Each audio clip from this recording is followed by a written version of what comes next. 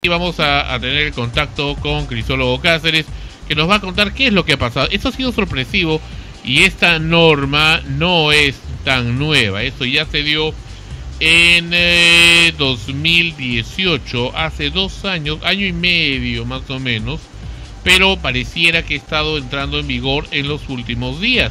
¿Qué es lo que ha pasado?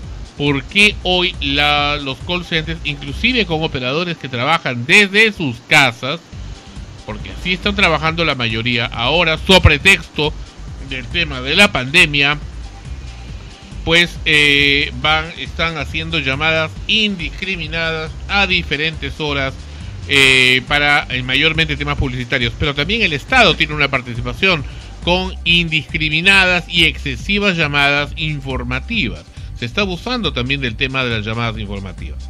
Muy bien, estamos ya enlazados en unos segundos con el señor Crisólogo Cáceres. Esto es Extremos, episodio número 615. Aló. En Sol Frecuencia Primera. Señor Cáceres, ¿cómo le va? Bienvenido al programa. Buenas noches, un gusto estar nuevamente con ustedes. Muy bien, bienvenido, y aquí todo el panel lo escucha también. Bien, estábamos conversando sobre este tema de este registro muy útil en realidad, y que fue producto precisamente de muchas gestiones para que exista y evitar el abuso de Gracias No Insista, que hoy por hoy, a partir del abuso de muchas operadoras y call centers, nos estamos dando cuenta que pues en efecto ya no existe, y aparentemente lo que existe ahora es un número de WhatsApp donde la gente puede de alguna manera quejarse, y que de alguna manera lo que se pretendió hacer aparentemente es que en realidad ya no existe, porque todos están en el registro, y el que el que quiera recibir llamadas pues tiene que expresamente pedirlo. Aparentemente por ahí va la figura. Nos encantaría, por favor, que ilustre un poco al público, porque no se está hablando mucho de esta regulación, pero sí existe una gran desazón del público y de los consumidores al estar recibiendo, especialmente en las últimas semanas, una avalancha pues de llamadas telefónicas y de mensajes de texto. Buenas noches. Lo que sucede es que hace 2 años se modificó el Código del Consumidor y se introdujeron en los artículos correspondientes la prohibición de que las empresas acosen a los consumidores a través del WhatsApp, llamadas telefónicas, etcétera. Se señaló de que esto, a menos de que el consumidor lo aceptara, lo autorizara expresamente, no podía darse. Entonces, lo que se dice, lo que se estipula en el Código del Consumidor ahora, es que cuando una persona recibe una llamada telefónica, digamos, del banco tal, la señorita o la persona del call center le va a preguntar al consumidor: señor consumidor, ¿me autoriza para que yo le haga una publicidad del banco o le haga una oferta de la empresa de telecomunicaciones? ¿Cuál? Entonces el consumidor le tiene que decir no. Automáticamente la oferta ya no se la pueden hacer porque el consumidor lo negó. Entonces, ¿qué es lo que ha ocurrido? Esto se hacía para trasladarle a la empresa la responsabilidad de primero, antes de soltar toda su retahíla de promesas, lo primero era decirle a la empresa que el consumidor tenía que autorizarlo, con lo cual la intención era buena. La intención era buena porque se había detectado que el registro Gracias No Insista, a pesar de que los consumidores se inscribían en él, igualito las mismas empresas nos seguían llamando. Miles de consumidores podían dar fe de eso, ¿no? Es decir, que uno le decía a la empresa de telecomunicaciones: ¿sabes qué? Estoy inscrito en el registro, no me llames, pero ese mismo día lo volvían a llamar. Entonces, por eso es que se modificó el Código del Consumidor. Pero ¿qué ocurrió? Las empresas igual han seguido llamando a los consumidores, igual han seguido bombardeando con correos y con mensajes en las redes sociales o con su WhatsApp, haciéndole promesas y ofreciéndole cosas que el consumidor no ha autorizado. Con lo cual, el consumidor ahora está en la misma situación exactamente que estaba hace 2 años. Es decir, continúa recibiendo este tipo de mensajes y las empresas continúan insistiéndolo, y con mayor insistencia precisamente ahora que hay pandemia, y que los consumidores están a merced de estas personas. Esa es la triste realidad que estamos viviendo. Sí, y ahora estamos viendo acá un caso, hemos seguido, yo mismo inclusive me di cuenta de esto. Por ejemplo, acá ellos tienen prácticamente un hub, un concentrador de números de una serie. En el caso de Telefónica, por ejemplo, es de la serie 572, donde estamos teniendo acá cerca de 1, 2, 3, 20, como 23, 24 llamadas en un solo día de este conjunto de números para ofrecer una misma promoción. O sea, si ya se le dijo que no, ¿por qué insistir? Y todo en un solo día, como que no, y eso ya es un acoso. Entonces, hay gente que cree, hay personas que creen en su inocencia o en su desesperación, que tratando de dialogar o de conversar con el operador, la empresa va a entender, pero en realidad es inocuo. Claro, o sea, por eso decía, ¿no? Se ha seguido un camino distinto al registro Gracias No Insista, pero el resultado es exactamente el mismo. Entonces, ¿qué es lo que pasa ahora? Que el consumidor, cuando a pesar de que o sea, acá pueden pasar dos cosas. Que el consumidor diga, no quiero recibir la publicidad, no quiero recibir la oferta y le sigan enviando mensajes, o que el consumidor acepte y diga, ¿sabes qué? Ya no quiero. En cualquiera de los dos casos, si la empresa insiste, a pesar de que el consumidor ya declinó, lo que el consumidor, como tú muy bien señalabas al inicio de esta conversación, el consumidor va a tener que reportar esto al teléfono correspondiente del Indecopi, al WhatsApp del Indecopi, o va a tener que grabar el número, va a decir desde qué número me están llamando, etcétera. Ese es el primer tema. Es decir, volvemos a la misma etapa de un inicio. En segundo lugar, esto está dando pie a que determinadas empresas estén diseñando software que te permiten detectar llamadas que han sido reportadas como llamadas como el spam, famoso Truecaller, ¿no? Entonces, el famoso Truecaller, pero el problema con bajarse este tipo de software es que cuando te los bajas, además te estás bajando otras cosas que tú no sabes.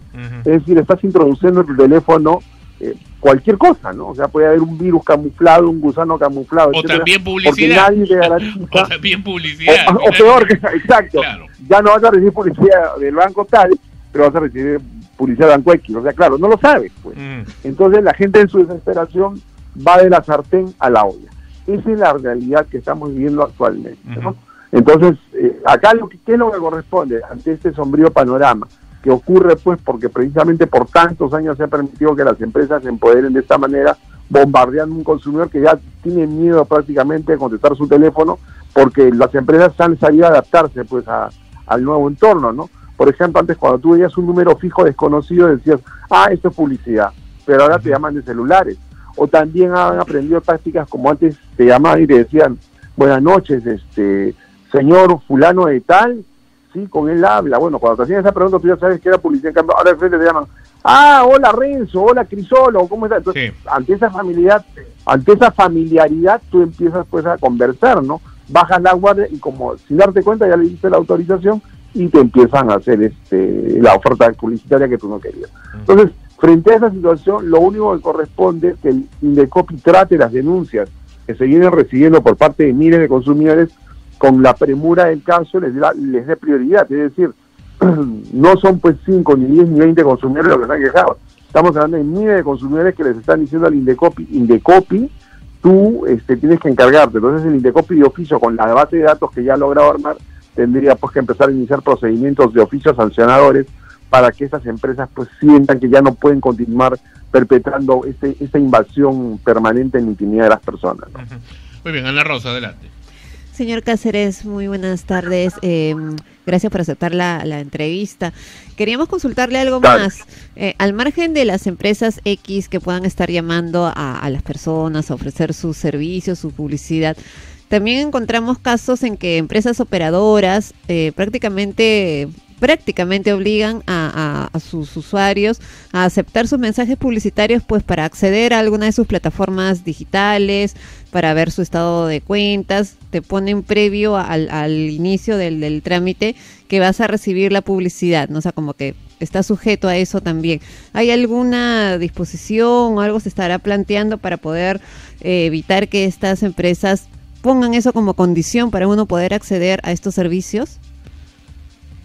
Claro, esa publicidad invasiva podría ser denunciada, ¿no? Porque se estaría violando el principio de idoneidad en el servicio, porque le estarían obligando al consumidor a recibir algo que él no quiere recibir, que es esa información publicitaria. Pero hasta donde yo sé, el Indecopi no ha iniciado nunca una investigación en ese sentido, ¿no? Una investigación o un procedimiento sancionador por este tipo de publicidad. Es como, por ejemplo, lo que pasa cuando tú llamas por teléfono, ¿no?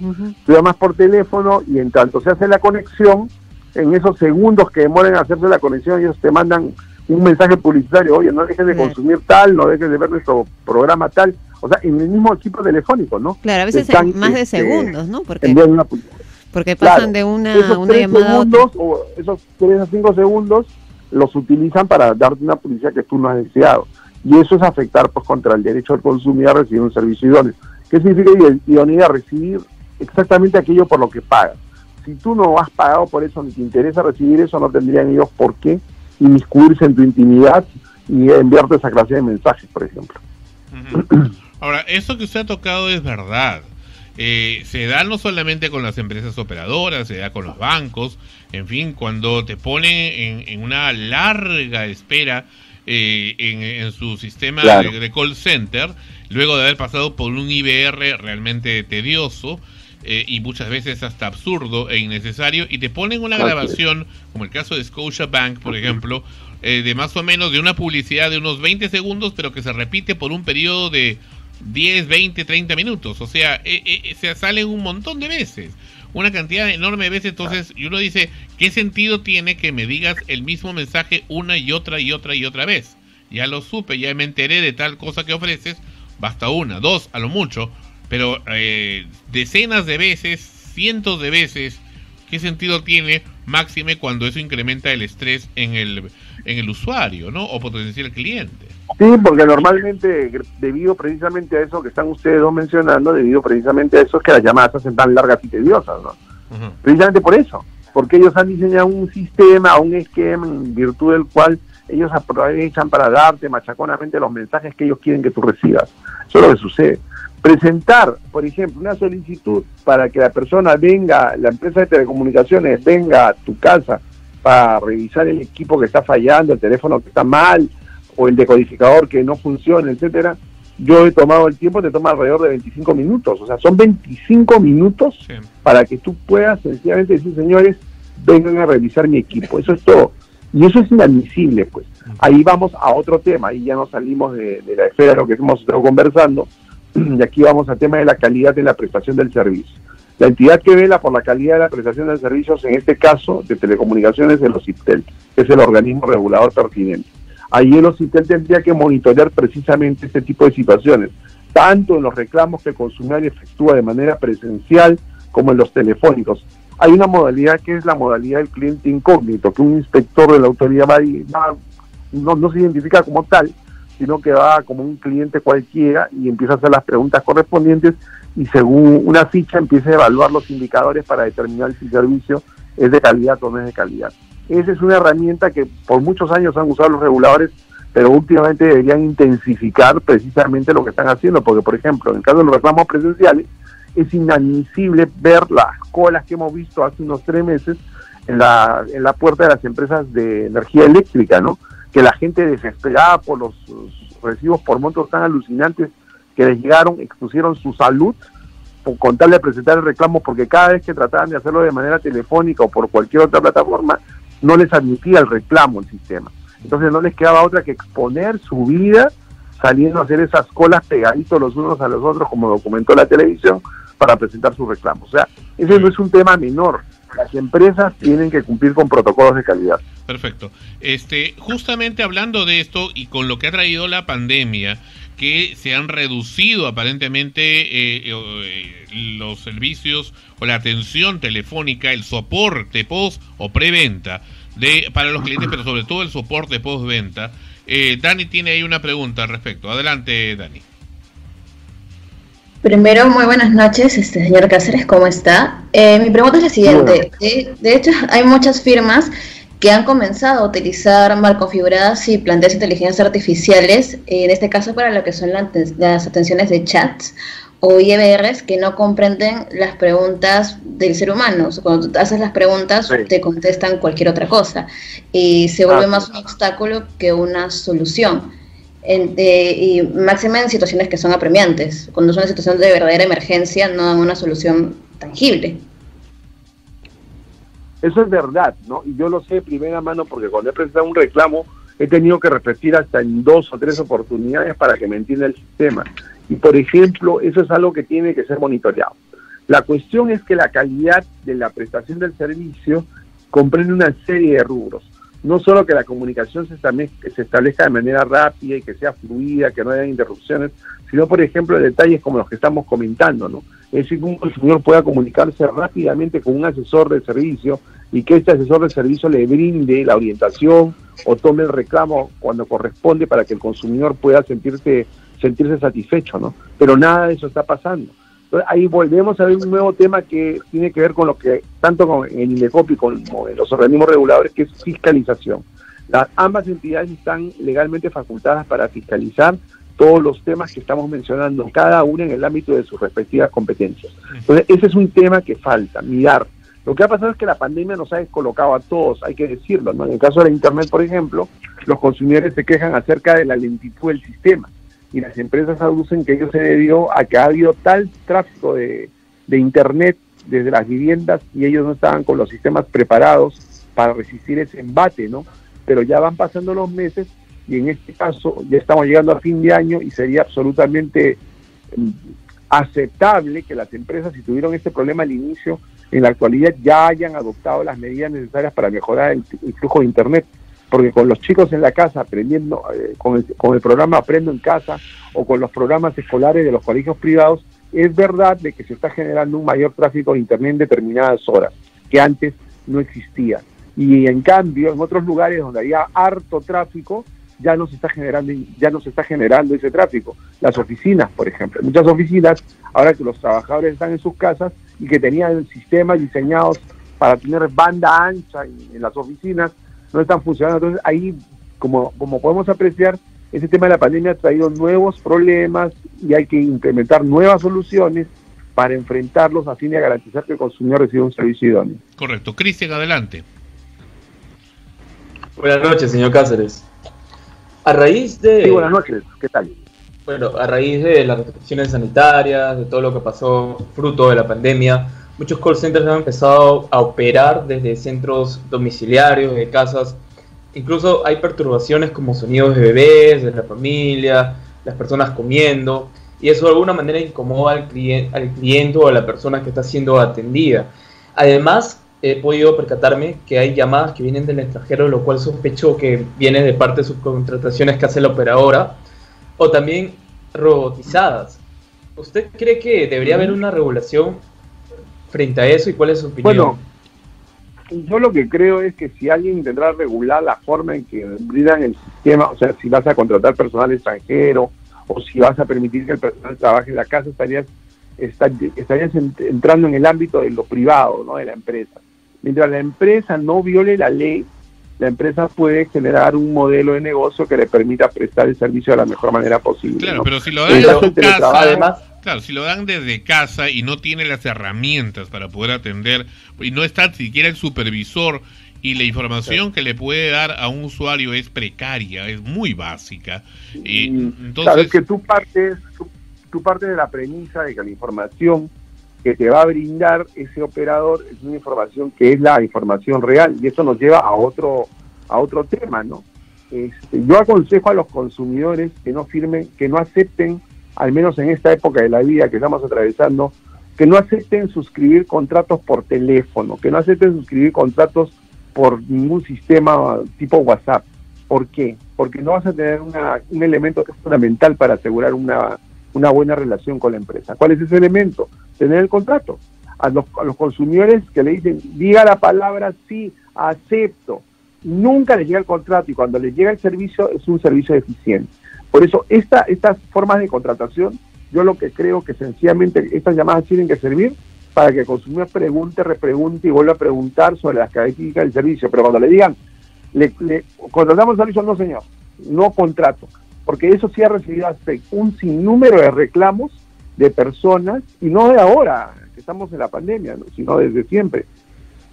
Porque el consumidor no tiene la prerrogativa, no tiene la posibilidad de tener el contrato, y la gente se queja de eso, que nunca tienen el contrato. claro, por eso yo creo que en países como el nuestro... Sí, en lo que usted menciona... Yo creo que estamos muy lejos. Le puedo mencionar, por ejemplo... Claro, que empresas operadoras cuando uno va y se tiene que esperar todo el tiempo y toda la incomodidad de ir a un lugar físico a ser atendido por un representante o un ejecutivo, cuando uno solicita ese tipo de contratos te dicen, no, pero eso tienes que hacerlo por teléfono, y lo que hace el ejecutivo es acompañarte a uno de los teléfonos que tienen ahí para que de ahí te comuniques con el call center. O sea, eso al final te lleva a lo mismo. Bueno, en tu pregunta está la respuesta. Aquí está tu respuesta. Usted como consumidor no acepte eso. O sea, usted como consumidor tiene el derecho legítimo de salir con un contrato firmado. Si usted permite que ese derecho no sea respetado, usted se está exponiendo a situaciones como las que hemos comentado. Es decir, situaciones en las cuales a usted no le den aquello que contrató. Claro. Y cuando usted quiera demostrar que le ofrecieron otra cosa, no va a tener pues el elemento básico que es el contrato, el documento. El contrato es fundamental. Entonces usted, si le dicen eso, no lo acepte. Cuando un consumidor, por ejemplo, se queja de que está siendo maltratado por una empresa de telecomunicaciones, que las llamadas no están en el número que le ofrecieron, que los recibos no llegan, que la velocidad de internet es baja, lo que sea, yo siempre les digo a todos los consumidores, pare de sufrir. Parece mentira, pero esa frase aplica perfectamente, pare de sufrir. Si usted es maltratado, yo no entiendo por qué continuar con un proveedor. En el caso de telecomunicaciones, que bueno, nos está ocupando buena parte de esta conversación, en el caso de telecomunicaciones hay tantos operadores que se están disputando con uñas y dientes desde la clientela, que si usted no recibe un buen servicio, pues migre. Yo he migrado en 3 o 4 oportunidades, por ejemplo. Es que mucha gente dice de los malos el menor, ¿no? Sí, pues, pero eso también es malo, más vale malo conocido que bueno por conocer. Yo creo que no aplica. Y miren, en el sector telecomunicaciones, particularmente, hay tal competencia que incluso hasta la AFIN, la asociación que agrupa a las empresas prestadoras de servicios que usan infraestructura, se ha pronunciado diciendo que hay demasiada competencia, que las empresas no están ganando, que la regulación tiene que suavizarse un poco, etcétera, etcétera, etcétera, porque hay una competencia realmente feroz. Entonces nosotros los consumidores somos los beneficiarios de esta competencia. Aprovechémosla, o sea, no nos quedemos con el operador que nos maltrata, es así de sencillo. Eso es, o sea, ese es el gran tema, ¿no? Cómo la libre competencia puede beneficiar a los consumidores, que pueden obtener mejores precios, que pueden obtener más diversidad de productos, que pueden obtener ofertas que son más atractivas que las del competidor, etcétera. Entonces, aprovechemos eso. La libre competencia es la mejor o una de las mejores cosas que le puede pasar al consumidor. Y en telecomunicaciones, repito, es donde de una manera más nítida se nota este tema. Ok, muy bien. Para ir concluyendo, Jorge, adelante con tu pregunta. Adelante, Jorge. Jorge, adelante, por favor. ¿Estamos? Bueno. ¿Ahora sí me escuchan? Sí, adelante, por favor, rápidamente. Ok. Sí, buenas noches, señor Quisólogo. Bueno, la pregunta que iba es más que nada con la mala atención en estos tiempos de pandemia, ¿no? Que va más que nada en un entorno globalizado como el actual. Bueno, y en gran parte del mundo los consumidores peruanos también debemos sufrir con ese tema de los call centers que vienen del exterior. Al momento que también compramos incluso por internet. Dice, ¿hay alguna forma en tal caso de denunciar una mala atención de comercios no domiciliados? Claro, que uno compra por internet, sí, claro. Por ejemplo, ¿no? Claro, el libro de reclamaciones. Es decir, el tema de la compra online es el gran tema del derecho del consumidor de los próximos años, porque las compras online debido a la pandemia se han masificado como nunca antes. Deben de saber las personas que nos escuchan que las empresas, si no tienen un domicilio, un lugar físico para atender y las transacciones son online, eso no las exime de la obligación de contar con un libro de reclamaciones virtual, según el reglamento del libro de reclamaciones.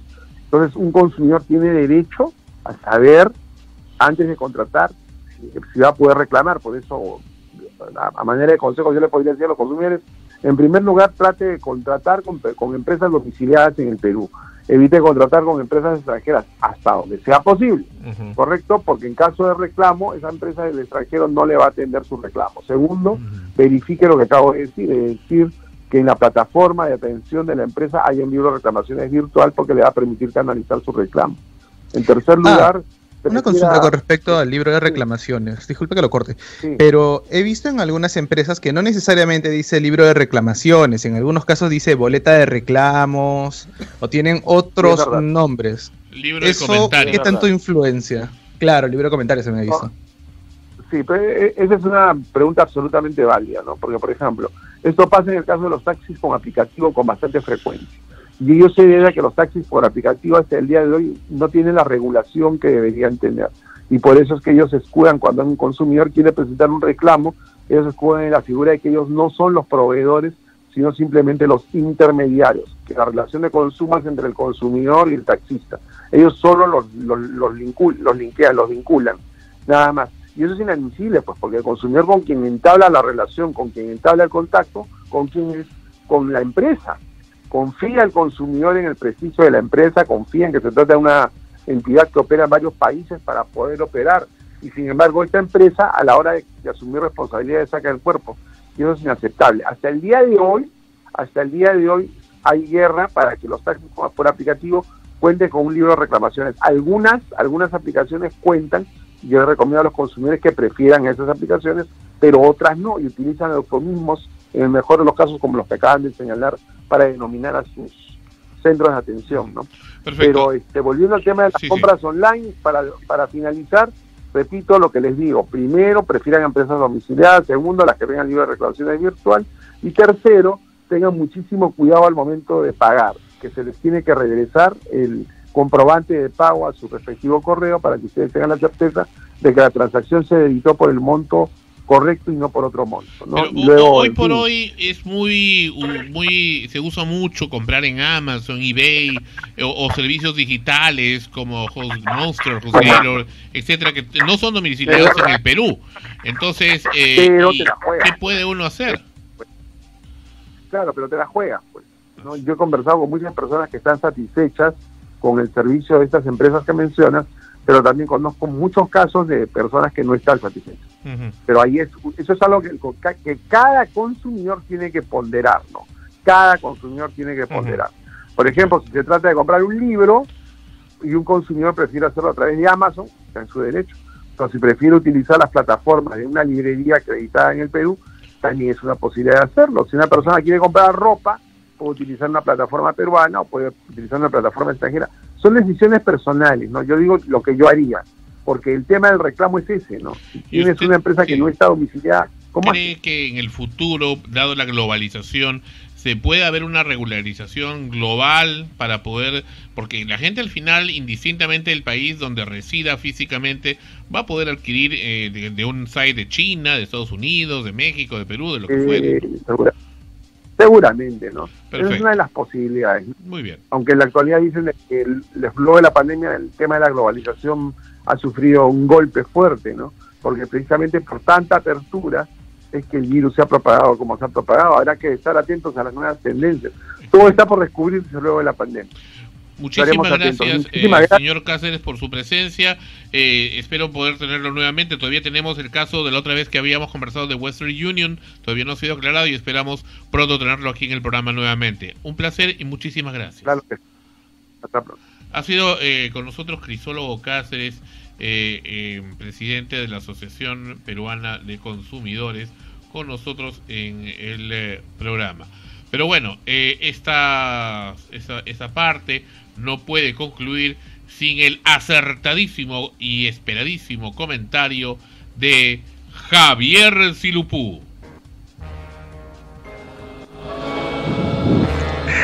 Sí, bueno, me parece también algo malo que Indecopy haya sacado el cierre, ¿no? Que haya cerrado más que nada registro de gracias, no insista, porque somos constantemente, ahora en pandemia, que utilizamos más los artilugios virtuales, como el celular, como la computadora, y nos llegan emails atormentándonos sobre la universidad, sobre algún producto, sobre alguna tienda, o por ejemplo el mismo Estado, ¿no? Nos manda mensajes, es cierto que no publicitarios, pero informativos a los celulares, hasta de madrugada, y nos mandan un montón de cosas, y a veces hasta ya estamos hartos de recibir llamadas por Claro, por Movistar, ¿no? Entonces tenemos también ahí un problema. Pero depende, y hasta lo mismo, si estás de buen humor, ahí puedes tener también una opción de desfogue, ¿no? Yo a veces cuando estoy de buen humor, pero mayormente estoy ocupado, ¿no? O estoy en un directorio, o estoy en algo, pues no voy o estoy viendo porno, pues no voy a estar contestando una de esas molestas llamadas, Afortunadamente, gracias a Ana Rosa, no por el porno, sino que me recomendó este Truecaller. Puedo ver pues que de alguna manera te identifica, ¿no? Cuando viene de este tipo de gentes que tanto incomoda esos call centers. Yo entiendo, son pobres muchachos, no es su culpa, quieren trabajar y necesitan eso y son explotados por estos pobres diablos. Sí, eso lo comprendo perfectamente. Son una víctima, ya, porque en realidad nunca vas a tener, o muy raramente vas a tener frente a ti al verdadero artífice de estas llamadas, al creador, que suelen ser patanes, pobre diablos. He tenido ocasión de conocer algunas veces a algunos de ellos. Inclusive dicen, pero a nadie le molesta, te dicen. A todas las personas, todos mis amigos que yo conozco no les molesta. Les gusta recibir esos mensajes. ¿Por qué a ti no? Así te lo dicen. En fin, entonces... A mí con esto que mencionas del Truecaller me ha pasado que no ha sido exactamente con el tema de los call centers, pero una vez me llamaron para extorsionarme. Y por medio del Truecaller al menos me salió el nombre de la persona que me estaba llamando, y simplemente cuando atiné por decirle el nombre de la persona, tuvo como que tanto miedo que en el momento me cortó la llamada automáticamente y dejaron de fastidiarme por un buen tiempo. ¿Y cómo le dijiste su nombre? Porque vi en el Truecaller. Me salía. No, ¿cómo claro, tú se lo dijiste? ¿Qué le dijiste? O sea, recrea la escena. De frente. No, sino que me estaba llamando, o sea, me llaman primero para decirme primo, y estoy llegando a la casa, ¿no? Pero la policía me ha detenido. Y yo como que comúnmente, cuando pasa algo así, yo siempre digo, bueno, que te detengan, cuando llegues a la comisaría me llamas. ¿No? Y me dices cuál es la comisaría para ir a ver.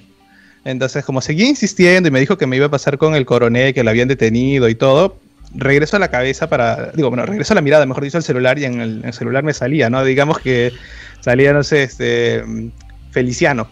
Me digo, ya, Feliciano, entonces pásame con el coronel para hablar bien. Y cuando escuchó el nombre Feliciano, automáticamente escuché desde el fondo como alguien gritó, ¡nos han descubierto! Y ¡pum! Se cortó la llamada. Ay. Eso sí me ha pasado una vez. Bueno, ok.